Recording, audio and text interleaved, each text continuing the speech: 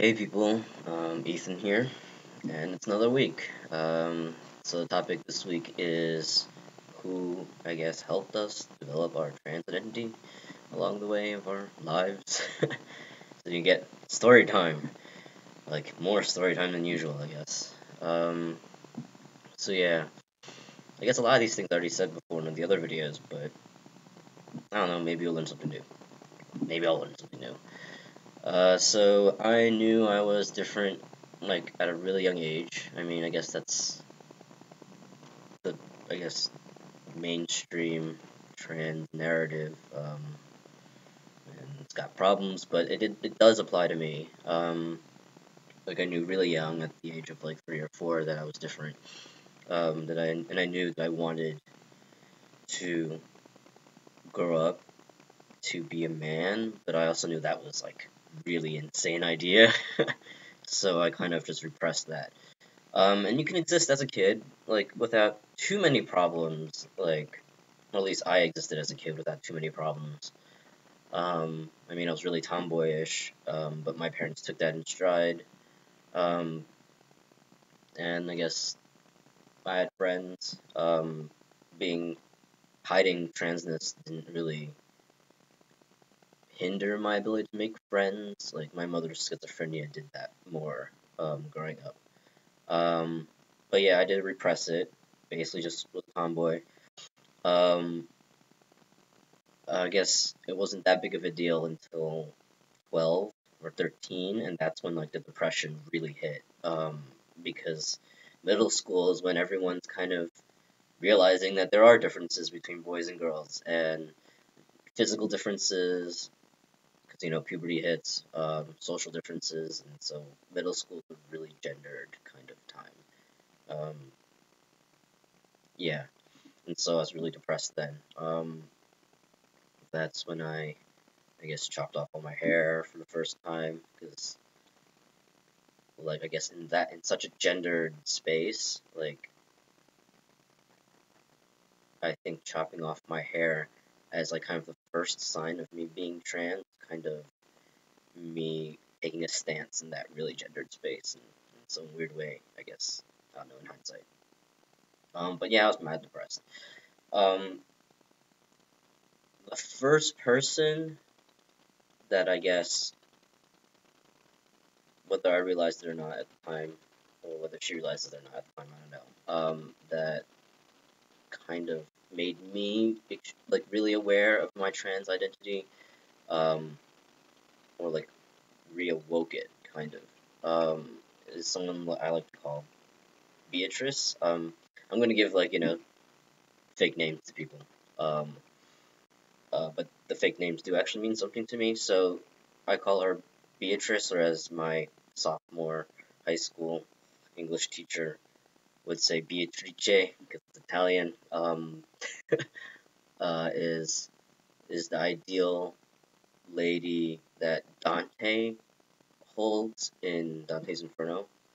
Um, and that's like this image of the woman that leads him out of hell, or out of the Inferno. Um, it's also the, I guess, pseudonym. Is that what Bacon's called? I forget. My brain is like bleh right now. Um, that in Herman Hesse's Demian, Emil Sinclair, the main character, gives to the woman he sees, like on a park bench or something, who he actually never actually approaches, but like it becomes the image he uses to drag himself out of depression. Um, so this is what this girl was to me. For some reason, she taught me the will to live, to want to be a better human being, be a better person, and she gave me the space in our interactions to kind of explore masculinity. Like, I guess it was unconscious even, or subconscious, um, for me at least. But yeah, I did start, I guess, allowing myself to express myself more and more masculine, in a more and more masculine way. Um, yeah, so that's what she did. Like I can go on forever about these people in my life, like these people like that were in my life or are in my life, because I guess I'm the kind of person that feels like I'm really indebted to people. Um, yeah, but that's just me. So the next person that kind of showed up around the same time is someone I like to call my mother or pseudo mother or Mother Goose. She, I guess, kind of became in many ways my therapist at that time.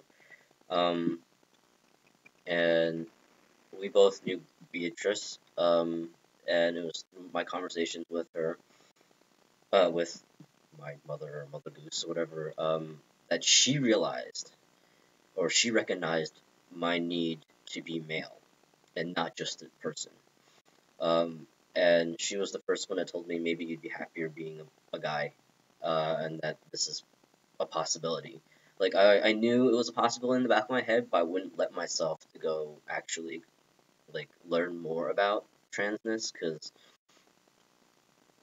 I guess I was just scared. Like I thought I was just crazy because I didn't know anyone else that was like me, and I didn't know anyone else that knew anyone that was like me. So it was like a secret that I just held. But her acknowledging it, like her coming out and saying that maybe you'll just be happier as a guy, like that made it real in a weird way.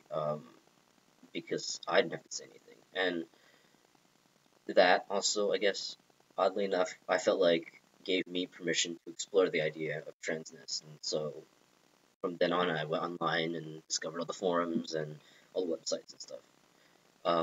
But I wouldn't really do anything with that information. I just kind of like gathered it and kind of slowly began formulating this kind of theory of self, um, of myself throughout middle school and high school. Um, and throughout that time, I guess it became more and more masculine in presentation, as kind of in line with that, this kind of exploring a sense of self, but not really knowing what that is consciously or concretely, or I don't know, like formally. Um, and that really wouldn't happen until I hit sophomore year of college, where I um, became one of the TAs for Professor Atwood. Um, it was after learning his, I guess, humanistic or existential kind of perspective on psychology, um, that I got the tools, formal tools, philosophical principles that I needed, um, to, I guess, really figure out my identity, like conceptualize it. Um, and because all the other TAs around me, in my TA circle, all wanted to be therapists also, like that kind of made it a safe space to explore identity, or at least bring it up for me. Um,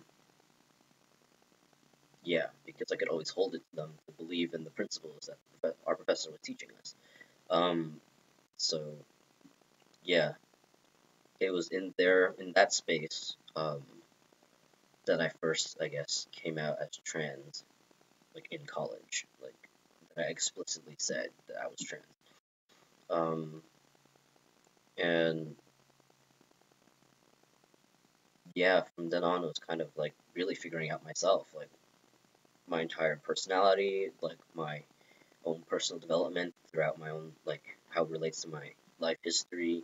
Like a lot of these things became clear in my head, like these things made sense. But I was still kind of, I guess, afraid of really pursuing, um, medically transitioning at that point, because I was hoping still at the back of my head, like I still held the notion that I had ever since like I was 12 or 13 when I still first encountered Buddhism, where like if everything is in your head, maybe you can figure it out, right? And if you can figure it out, then it won't be a problem anymore.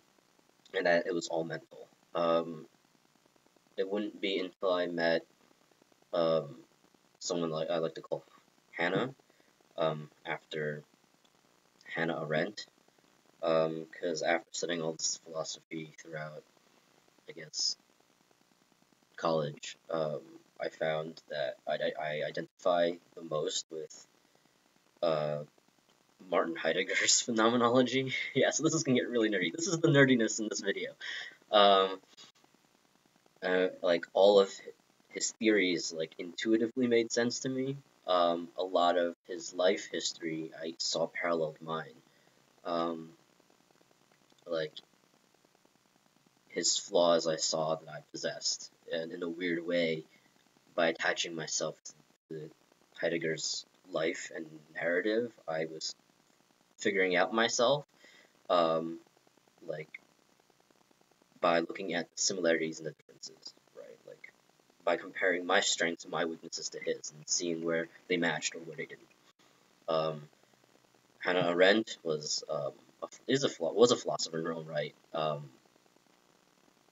but for I guess a period of time, like Heidegger and Arendt were in a relationship, and Heidegger saw Arendt as like his muse. Like she fell in love with him um, for I guess his philosophy, and then he fell in love with her because she was in love with him, and that, in my opinion, characterizes my relationship with this girl that I call Hannah. Um, she was a student that, like, I guess the TAs TA'd, like we TA'd, um, and like sometimes students come to us when the professor's around with their problems, and we try our hand at being therapists, and that's kind of what happened. And she ended up falling in love with me, and in turn, I ended up falling in love with her. And what this relationship showed me, what she showed me, that it was possible for someone to fall in love with me, um, and also showed me that I was not ready to love back. Um, this, I think, was really the kick in the butt that I needed to start medically transitioning, because I realized that it wasn't enough to just be a good person. For some reason, I needed more than that. I needed to be a man. Um, that maleness has a huge part in my identity, whether I realize it or not, or whether I could, I guess, consciously or formally figure out why or not. And so after that, I told myself, like, the next time, this kind of situation presents itself, like a romantic situation presents itself, I needed to be ready for it. And I knew that meant I needed to be comfortable in my own body. Um, and that meant I needed to start medically transitioning. So yeah, so then after that, I looked up therapists, had some really hit and miss therapists, but I knew to stick it out because I knew I needed to get my shit squared away. Um, and after that, I ended up finding like my first trans person, and uh, like that really helped because it was nice to know someone else going through very similar experiences about personal identity, and then through there I actually ended up um, kind of linking up the outskirts of like the LGBT community at Rutgers, and that just kind of it's been that way since. So yeah, this is 14 minutes, and I ramble, and there's a lot of story time, which might be oversharing, but whatevs, right? And it's probably also a lot of stuff I've already said before, in other videos. Um, like normally I don't find it awkward to talk about my experiences about people, but I'm talking to a camera, so this is weird. Anyway, I think I'll end it here. Until next time, laters.